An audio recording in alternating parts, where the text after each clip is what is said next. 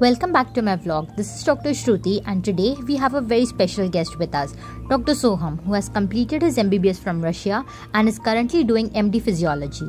He'll be sharing his journey, experiences and insights with us. So stay tuned, it's going to be really inspiring and informative. Hello, I am doctor Shruti. So आज मी सोहम सरांना त्यांचा experience विचारणार आहे. ते पण foreign medical graduate आहेत आणि मी मोस्ट फ्रिक्वेंटली आज क्वेश्चन्स काढले आहेत. May be it will help you in your further life. So here we begin. This is doctor Soham. नमस्कार, मी डॉक्टर सोहम गोळमा. मी थर्ड इयर रेसिडेंट डॉक्टर आहे MD फिजिओलॉजीमध्ये Lokmanya Tilak municipal medical college आणि जनरल हॉस्पिटल सायनमध्ये.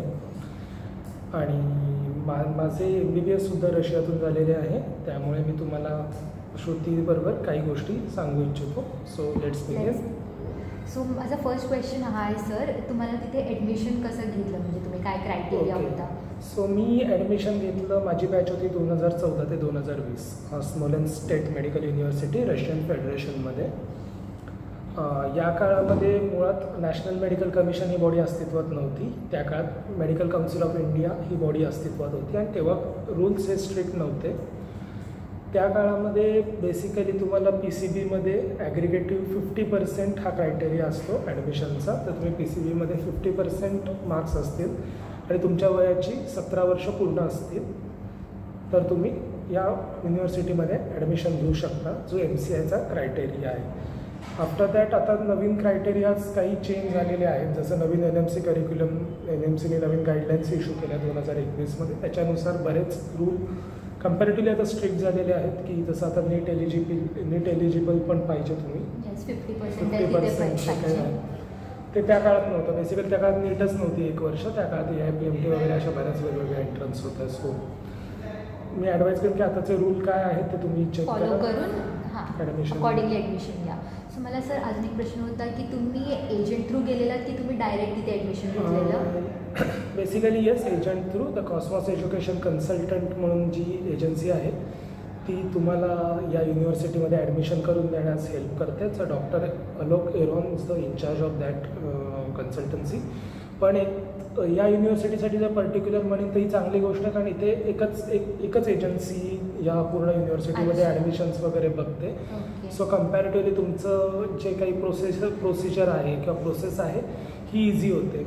मुळात डायरेक्ट जर तुम्ही ॲडमिशन करणं इतकी सोपी गोष्ट नाही, कारण मुळात त्याच्यामध्ये तुमच्या डॉक्युमेंट्सचं ट्रान्सलेशन होणं, बऱ्याच गोष्टी असतात की डॉक्युमेंट्स ट्रान्सलेट होणं. म्हणजे बेसिकली रशियाची जी नॅशनल लँग्वेज आहे ती रशियन आहे. सो तुम्हाला तुमचे सगळे डॉक्युमेंट्स रशियन लँग्वेजमध्ये ट्रान्सलेट करण्याची हे जी असते किंवा तुमचे विजाच ॲप्रूव्ह करायचे एम्बसीमधून, ही सगळी प्रोसिजर या कन्सल्टन्सी थ्रू होते. सो त्यामुळे मी ॲडमिशन या कन्सल्टन्सी थ्रू घेतली होती आणि या युनिव्हर्सिटीमध्ये म्हणजे स्मोलेन्स्क स्टेट मेडिकल युनिव्हर्सिटीमध्ये पर्टिक्युलरली हीच एक कन्सल्टन्सी काम करते. Okay sir. आणि माझा नेक्स्ट क्वेश्चन हा आहे की तुमचा जो कोर्स होता MBBSचा तो किती इयर्सचा होता? ओके. सो पर्टिक्युलर जर तुम्ही रशियन फेडरेशन ही जी कंट्री आहे, मुळात आता आपले 2 कन्फ्युजन आहेत की रशियाच्या आजूबाजूला पण काही कंट्रीज आहेत ज्या ॲडमिशन देतात, जसं उझबेकिस्तान, कझाकिस्तान. या बेसिकली USSRच्या कंट्रीज आहेत. म्हणजे जेव्हा USSR अस्तित्वात होतं 1992ला, ज्याचं विघटन होऊन वेगवेगळे देश तयार झाले, त्याच्यामध्ये रशियन फेडरेशन ही मोठी कंट्री आहे. तर रशियाला आज रशियन फेडरेशन म्हणतो. तुम्ही कुठल्याही रशियन फेडरेशनमधल्या युनिव्हर्सिटीमध्ये गेलं तर तुमचं करिक्युलम हा 6 वर्षाचा आहे. सो माझं 2014 साली सुरू झालं, 2020 साली संपलं. ओके. तुम्ही जेव्हा एनरोल झालात तेव्हा तुमची कॉलेज युनिव्हर्सिटी फी किती होती? मी जेव्हा एनरोल झालो तेव्हा माझी कॉलेज फी होती $5,500. त्याच्यामध्ये 5,000 ही माझी ट्युशन फी होती, $5,000, $350 माझी हॉस्टेल फी होती आणि $150 is the compulsory medical insurance. आणि कुठल्याही रशियन युनिव्हर्सिटीमध्ये ॲडमिशन घेतल्यास एक चांगलं असतं की तुम्ही जी फर्स्ट इयरला फी पे करता साधारण म्हणजे 5,000 तुमची जी ट्युशन फी आहे बेसिकली ती पुढचे 6 वर्ष चेंज होत नाही. चेंजेस आपल्यासारखे म्हणजे हॉस्टेल फीमध्ये वगैरे चेंजेस होऊ शकतात. डिपेंड की कधी कधी गॅसचे रेट वाढतात, लाईटचे रेट वाढतात त्यानुसार. पण माझ्या कोर्समध्ये एंटायरली कधी झालेले नाही चेंजेस. मी जी $5,500 फर्स्ट इयरला दिली ती 6 इयरपर्यंत तीच होती. आणि सर तुम्ही सेमिस्टर वाईज फी पे करू शकत होतात की लाईक 1 इयरची एकत्र पे करायची होती? आम्ही 1 इयरची एकत्र करायचो. ऑप्शन्स असतील तर माहिती नाही. मी तरी 1 इयर सगळ्या वर्षांची एकत्रच पे केली होती. ओके. आणि तिकडचं तुम्हाला लाईक आता सिक्युरिटी वाईज काही रेसिझम होता का, म्हणजे सिटी सेफ वाटली का तुम्हाला? येस, जर कम्पॅरेटिव्हली रशिया अख्खा देशच जर धरला आपण तरी ही खूप बऱ्यापैकी सेफ आहे. रेसिझम कधीच फेस करावं लागलं नाही म्हणजे आत्तापर्यंत. म्हणजे रेसिझम म्हणजे असं नाहीच आहे रशियामध्ये बेसिकली. कधीतरी असे अनुभव येतात पण त्यासारखे नाही, म्हणजे 99.99% नाही. म्हणजे असं मुळात जे ऑस्ट्रेलियामध्ये मध्ये प्रकार झाले वगैरे तसा एक्सपिरियन्स कधीच नाही. तिकडच्या वेदर वगैरेबद्दल काय सांगा? वेदर जर तुम्ही कुठलीही कंट्री धरलीत, रशियन कंट्री आता त्याच्या आजूबाजूच्या ज्या USSR मधल्या कंट्रीज आहेत त्या प्रचंड थंड आहेत. म्हणजे असा कोल्ड बेल्टच असल्यामुळे प्रचंड थंड आहे. टेम्परेचर मी म्हणेन की साधारण थंडीमध्ये -10 to 20 जाऊ शकतं आणि गरमीमध्ये पण म्हणजे बेसिकली थंड प्रदेश आहे आणि त्याच्यामध्ये तुम्ही जर काळजी घेतली तर तुम्हाला त्या थंडीचा असा काही खूप त्रास होत नाही. कारण थंडी ही बाहेर असते. रूम्स, तुमच्या हॉस्टेल रूम्स असतील किंवा तुमच्या क्लासरूम्स असतील, हॉस्पिटल असेल, हे सेंट्रलाइज हिटिंग सिस्टमनी हीट केलेलं असतं. सो तेवढा काही इश्यू होत नाही त्या थंडीचा. अच्छा.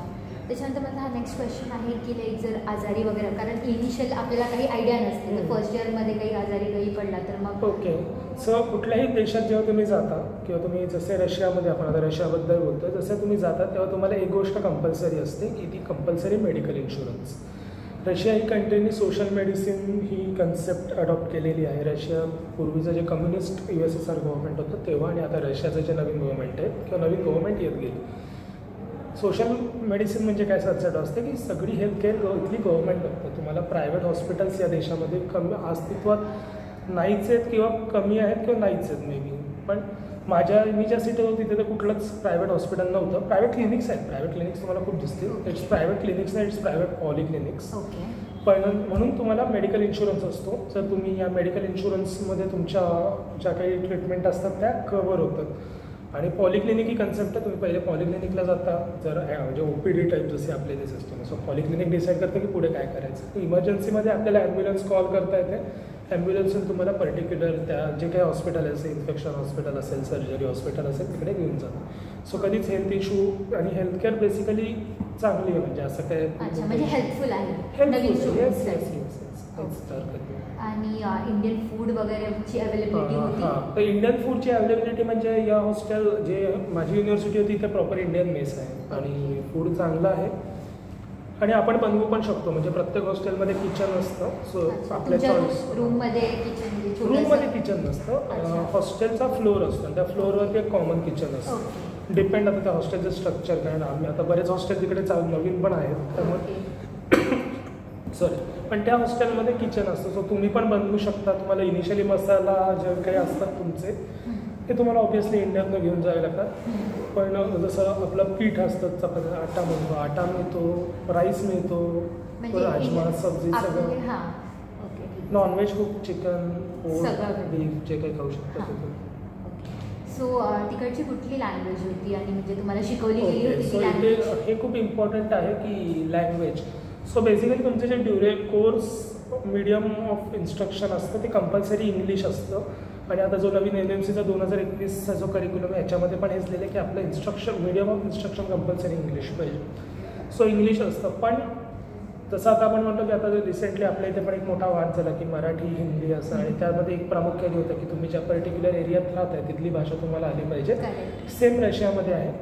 हा वाद नाही आहे तिकडे, पण तुम्हाला तिथे राहायचं असेल तर रशियन लँग्वेज आली पाहिजे. कारण तुमच्या डे टू डे गरजा असतील. जसं तुम्ही आता समजा शॉपमध्ये गेला, शॉपमध्ये काही खरेदी करायची आहे किंवा हॉटेलमध्ये गेला, हॉटेलमध्ये तुम्हाला काही कॅफेमध्ये बिल द्यायचं आहे पर्टिक्युलरली किंवा ट्रान्सपोर्ट करायचं आहे, या काळात तुम्हाला रशियन लँग्वेज लागू शकते. पर्टिक्युलरली जेव्हा तुम्ही हॉस्पिटलमध्ये जाता OPD राऊंड्सला वगैरे तर तुम्हाला पेशंटशी बोलायला रशियन लँग्वेजच लागते.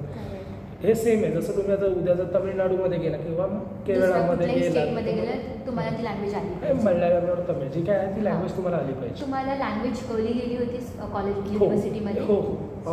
फर्स्ट 3 इयर्समध्ये तुम्हाला रशियन लँग्वेजचा कोर्स असतो. आणि बेसिकली यायला लागते. म्हणजे एवढी काय ती अवघड भाषा नाही आहे.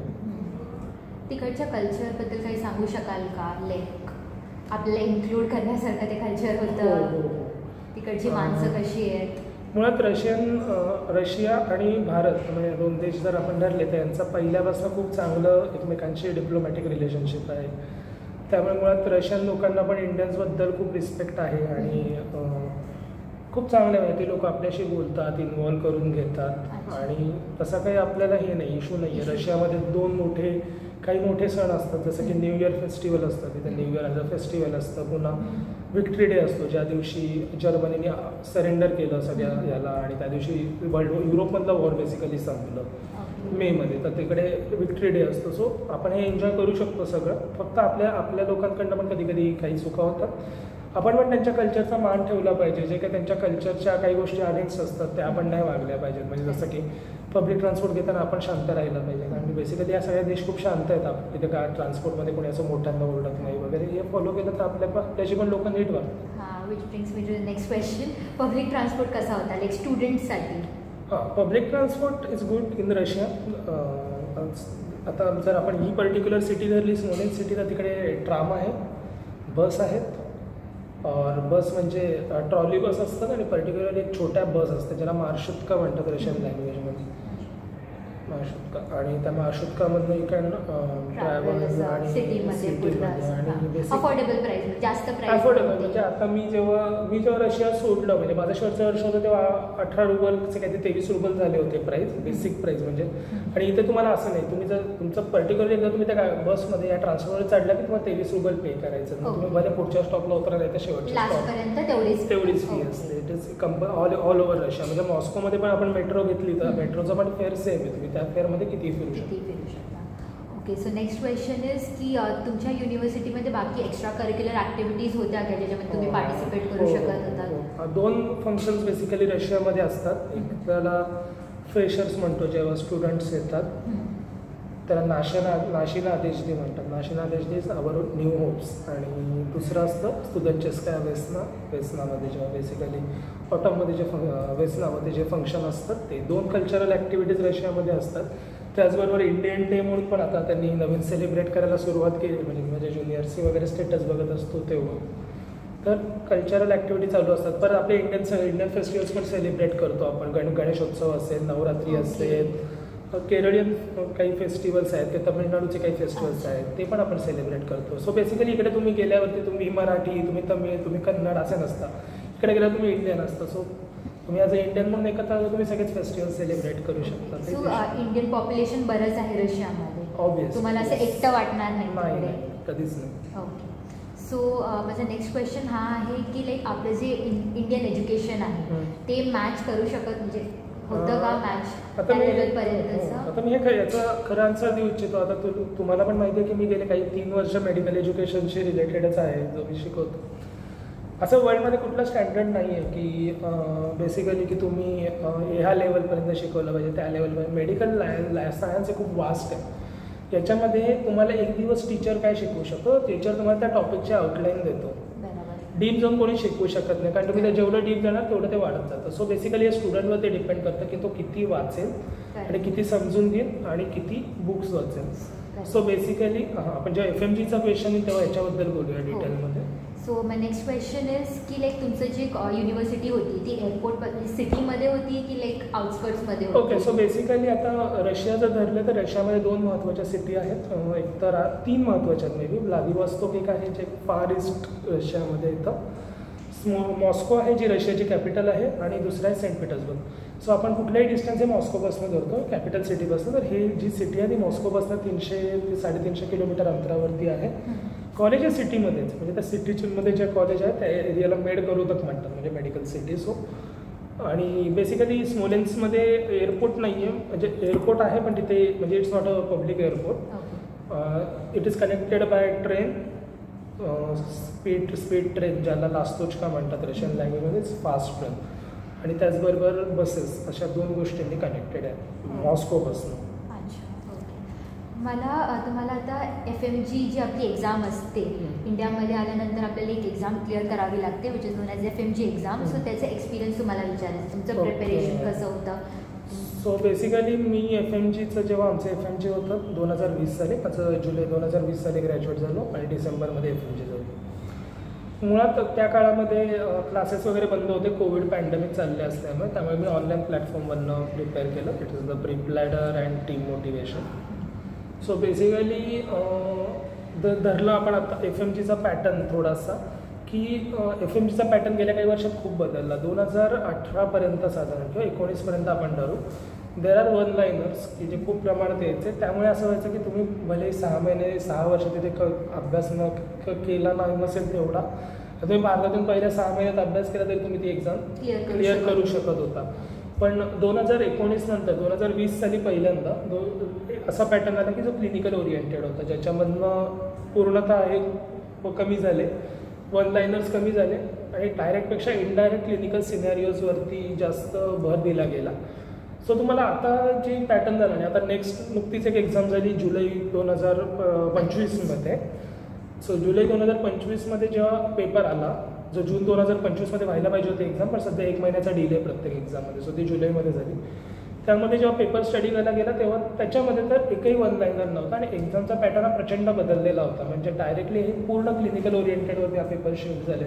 तर क्लिनिकल ओरिएंटेडवरती शिफ्ट झालं म्हणजे अवघड झालं का पेपर? तर नाही, अवघड नाही झालं आहे. तुम्हाला तेच वाचायचं आहे, फक्त तुम्हाला क्लिनिकल नॉलेज आलं पाहिजे, क्लिनिकल सिनॅरिओज मॅच करता आले पाहिजे. हे तुम्ही कधी करू शकता जर तुम्ही पहिले 6 वर्ष पूर्ण बेसिक सब्जेक्ट्सपासून, म्हणजे ॲनाटॉमी असेल, फिजिओलॉजी असेल, बायोकेमिस्ट्री असेल, पॅथो, फार्मा, या सगळ्या सब्जेक्टचं एकत्र कोरिलेशन तुम्हाला जर नीट करता आलं तर. म्हणजे मी आता फक्त समजा आपण धरू गॅस्ट्रोइंटेस्टायनल सिस्टीम, मला गॅस्ट्रोइंटेस्टायनल सिस्टीमची फिजिओलॉजीच माहिती नसेल तर how I know the pharmacology of gastrointestinal or pathology or how can I know treatment, जर मला हे सगळं एकमेकाची कनेक्टच करता आलं नाही तर. जर तुम्हाला कनेक्ट करायचं असेल तर तुम्हाला काय करायला लागणार? हे काय तुमचं 6 महिन्यात होणार नाही आल्यावरती. हे तुम्हाला पहिल्या वर्षापासून ते तुमच्या 6व्या वर्षापर्यंत तुम्हाला चांगला अभ्यास करायला लागेल आणि त्याच्यानंतर ही एक्झाम इझी होईल. हळूहळू ही एक्झाम असं वाटतं की नेक्स्टकडे शिफ्ट होती, की नेक्स्टचा जो पॅटर्न होता तसा थोडा पॅटर्न. पासिंग रेट खूप कमी होत चाललाय. आधीही तो कमीच होता, बट आधी कमी होता पण मध्ये 2-3 वर्ष तो सुधारला होता, म्हणजे अप टू 20% पर्यंत गेला. पण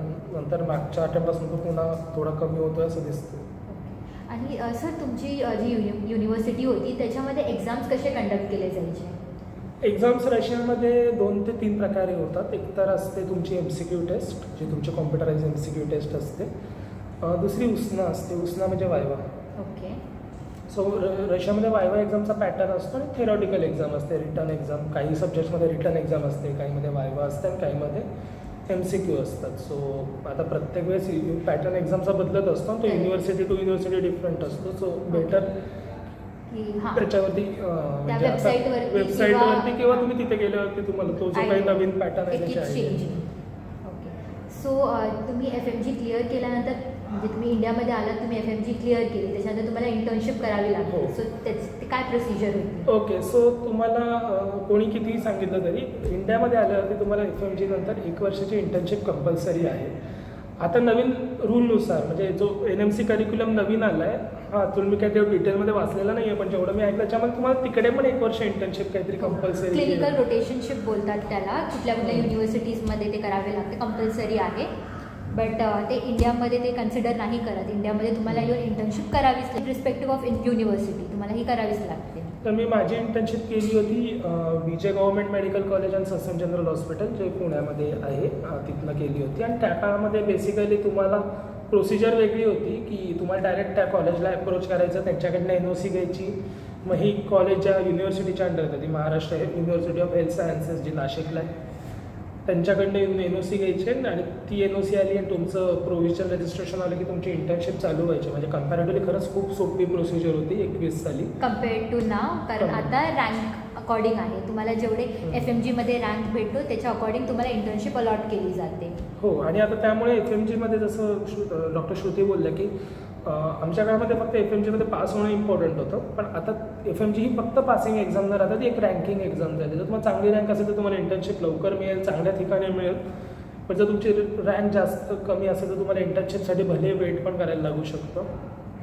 सो इंटर्नशिप नंतर सर तुम्ही नीट PGसाठी प्रिपेअर केलं? हो. सो नीट पी जीचा एक्सपिरियन्स तुम्ही FMGसाठी जे अभ्यास केलेला तोच तुम्ही नीट हो, पी जीसाठी नक्कीच. कंटिन्यू म्हणजे केला नक्कीच. वेगळं काही तुम्ही सर वेगळं काही नाही आहे.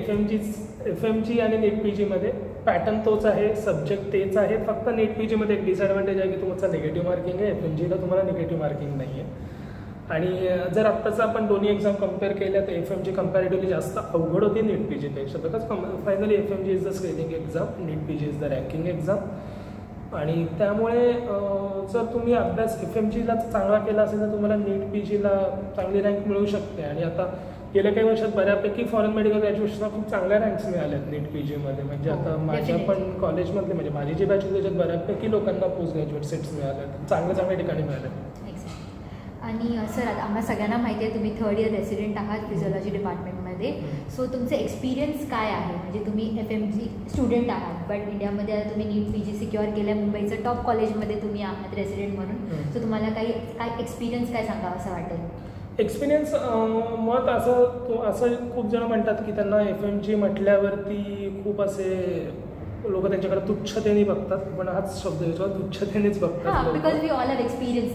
पण हे मला कधी जाणवलं नाही पर्टिक्युलरली. आणि हे प्रत्येकावरती डिपेंड करतं. म्हणजे तुम्ही कसे काम करताय. मी आज बऱ्यापैकी लोकांमध्ये हा पण बघितलं की त्यांना काम करायचा ताळस असतो आणि याच्यामध्ये FMG नसतं, याच्यामध्ये दोन्ही असतात. म्हणजे इंडियन मेडिकल ग्रॅज्युएट्स पण आहेत, फॉरेन मेडिकल ग्रॅज्युएट पण आहेत. It depends student individual problem आहे हा.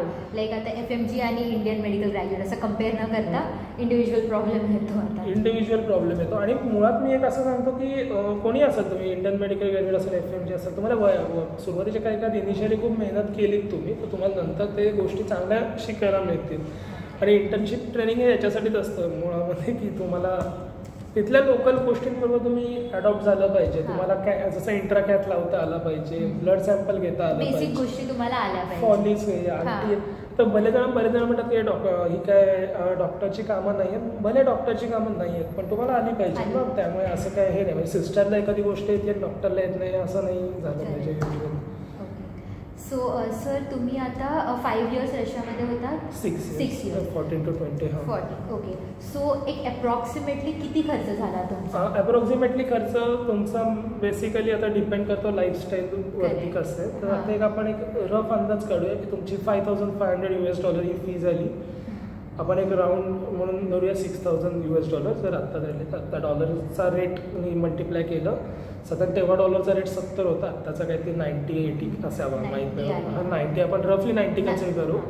6 9 54 सो 5,40,000 हा तुमची इंडियन करन्सीमध्ये फी झाली फक्त. आणि मग वरती तुमचे खर्च आता सध्या थोडीशी रशियामध्ये महागाई चालू आहे असं मी ऐकलं. कारण जशी वॉर सिच्युएशन झाली युक्रेनसोबत त्याच्यानंतर बरेच सँक्शन्स आहेत रशियावरती. आणि ते जाऊ दे सगळं तो पॉलिटिकल सिनेरिओ वेगळा. पण बेसिकली मग तुम्हाला साधारण महिन्याचा खर्च जर तुम्ही इंडियन मेस जॉईन केली तर तुमचा खर्च कमी होईल. जेव्हा तुम्ही स्वतः बनवत असाल तर तुमचा खर्च वाढेल.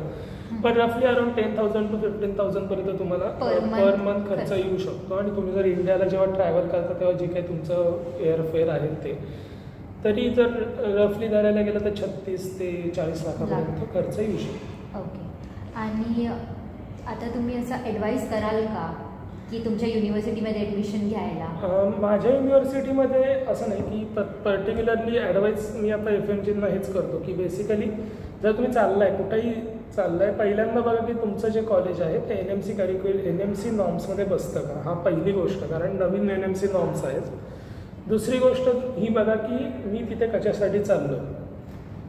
बरीच लोक जेव्हा फॉरेनमध्ये जातात आणि मी हे फ्रँक ओपिनियन आहे माझं की बरेच लोक जातात ते फॉरेन ट्रिप कन्सिडर करतात. तुम्हाला फिरा एन्जॉय करा त्याच्यासाठी काही हरकत नाही. पण मेन फोकस तुम्ही तिथे डॉक्टर बनायला गेलं आहे हा बऱ्याच जणांचा तिथे गेल्यावर विसरला जातो. हा पर्पजच विसरला जातो. यातनं तिसरी गोष्ट मला नक्की काय करायचं आहे. आज मला बरेच जण आहेत की फर्स्ट इयरला म्हणतात की मला इंडियात यायचं आहे. मग त्यांना 6th इयरला गेल्यावरती हे होतं की नाही मला आता USA मध्ये द्यायचं. असं लाईफ चालत नाही. तुम्हाला काय करायचं आहे तुमचं पहिल्यापासून फिक्स असलं पाहिजे. त्याच्यानंतर कॉलेज कसं सिलेक्ट करू. मुळात कॉलेज आता जर मी माझी युनिव्हर्सिटी धरली स्मॉलेंस्ट स्टेट मेडिकल युनिव्हर्सिटी ही का सिलेक्ट केली कारण इथं स्ट्रिक्टनेस आहे. बऱ्यापैकी स्ट्रिक्ट एन्व्हायरमेंट आहे. इकडे अल्कोहोल स्मोकिंग सारख्या हॅबिट्स अलाऊ नाही आहेत. मुळात हे पण प्रत्येकाचं पर्सनल आहे. त्यांनी किती स्मोकिंग करायचं, अल्कोहोल करायचं हे प्रत्येकाचं पर्सनल आहे. पण तुम्ही जेव्हा स्टुडंट स्टेजमध्ये असता, सो तुमचं जर डेली ड्रिंकिंग असेल, डेली स्मोकिंग असेल, तर it can affect your basically career, it can affect your health also आणि it can affect your career also. Again it is the personal question, so त्याच्यात नाही जायचं. पण या स्ट्रिक्टनेसमुळे तुमचा अभ्यास चांगला होतो आणि शेवटी मेन पर्पज हा अभ्यासच आहे. Enjoyment and the enjoyment and other things is the second thing. तुम्ही रशियाला लाईफमध्ये परत पण जाऊ शकता. असं काही नाही की रशिया तुम्ही एकदा 6 वर्षांनी परत आल्यावर रशियाला जाऊ शकत नाही. किंवा कुठल्याही तुम्ही देशात गेलाय, जॉर्जिया असो, उझबेक, कुठल्याही देशात तुम्ही गेलाय, हे तुम्ही परत पण जाऊ शकता. पण ते 6 वर्ष जर तुम्ही मेहनत कराल तर नंतर तुमचे लाईफ स्मूथ होईल. जसं आता माझं 2020ला मी पासआउट झालो आणि 2025पर्यंत माझं PGचं फायनल इयर आहे. किंवा माझ्याबरोबर माझे बरेच बॅचमेट आहेत ज्यांना फर्स्ट अटेम्प्टलाच PG सीट्स पण मिळाल्या, कुठलीही असो मग ती PG सीट. पण त्यामुळे मग ते तुमचं लाईफ इझी होईल. आणि अशी पण लोक असतात की ज्यांना 6-6 वर्ष त्यांचे FMG निघत नाही. सो तुम्हाला ह्या स्ट्रगलची तयारी पाहिजे इंडियात आल्यावरती. आणि दुसरी गोष्ट मी आता फ्रँकली सांगतो की इंडियामध्ये आल्यावरती तुम्हाला PG करणं खूप मॅन्डेटरी आहे. नुसतं MBBSवरती जॉब वेकेन्सी नाही. Private hospital will not pay you good amount of money. It's like 40,000 to 50,000 in Mumbai. And the government vacancies are not there. Government vacancy only opens after each 3 years or 4 years, and that are also limited seats. For that 5,000 candidates and seats are around 150 only. So basically तुम्हाला PG करायची तयारी पाहिजे. मुळात तुम्हाला तुमच्या लाईफमध्ये खूप वर्ष स्पेंड करायची तयारी पाहिजे. म्हणजे साधारण MBBSचे एवढे, त्याच्यानंतर तुमचे PGचे एवढे. आणि म्हणून माझं सगळ्यांना खूप असं छान ॲडवाईज असतं की फक्त मला माझे पॅरेंट्स फोर्स करतायत पण मला बनायचं नाही आहे आणि मला जायचं आहे तर डॉक्टर बनायला जाऊ नका. कारण मग तुमचे इयर्स वेस्ट होत राहतात. मुळात लोन असतं तुमच्यावरती आणि मग तुम्हाला जर FMG निघाली नाही तर तुम्हाला कोणी जॉब देत नाही आणि मग ते तुमचे लोन्स वगैरे हे करायला लागतं. सो बेसिकली अभ्यासाची तयारी असेल तर जा. आणि मी माझी युनिव्हर्सिटी त्यातल्या त्यात रेफर का करतो, स्मोलेन्स्क स्टेट मेडिकल युनिव्हर्सिटी, कारण इथं एन्व्हायरमेंट चांगलं आहे, इंडियन्स बऱ्यापैकी जास्त आहेत. मग आलोक सर जे आहेत जे तिथले त्यांचं बऱ्यापैकी लक्ष असतं सगळ्यांवरती. आणि अदर थिंग्स इज गुड की तुम्हाला मग स्ट्रिक्टनेस आहे आणि तुम्ही करप्शन वगैरे करून तुम्ही एक्झाम पास करत नाही. कारण मध्ये काही युनिव्हर्सिटीजमध्ये मी असं पण ऐकलं होतं की पैसे घेऊन एक्झाम पास होतात. हे असलं काही इथे चालत नाही. तुम्हाला स्ट्रिक्टली अभ्यास करूनच एक्झाम पास करायला लागते. आणि बेसिकली कोल्ड वेदरबद्दल मी म्हणेन की त्या कोल्ड वेदरचा काही एवढा त्रास होत नाही. म्हणजे तुम्ही जर प्रॉपर स्वतःची प्रिकॉशन घेतली, प्रॉपर जॅकेट्स वगैरे यूज केले, प्रॉपर थर्मल वेअर्स यूज केले और सिम्पल जॅकेट जरी यूज केलं तर तुम्हाला या थंडीचा असा काही त्रास होणार नाही. हां, जर तुम्ही थंडीमध्ये ओपन फिरलात तर तुम्ही surely get from that. So I think we have covered pretty much. So काही जर तुम्हाला अजून डाऊट्स असतील so we have doctor Soham. तुम्ही त्यांना ऑब्व्हियसली विचारू शकता, कॉमेंट्स करू शकता आम्हाला. If you have further questions आम्ही ट्राय करू आन्सर करायचं. So thank you so much, Dr. Soham. Thank you and best of luck new medical students and congratulations for your admissions. So best of luck. Do your best and if any doubt तुम्हाला जर कुठला doubt असेल तर तुम्ही आमच्या इन्स्टाची link देतो माझ्या याच्यामध्ये. ओके, सो तुम्ही मी इन्स्टा लिंक सरांची ॲड करेन. थँक्यू.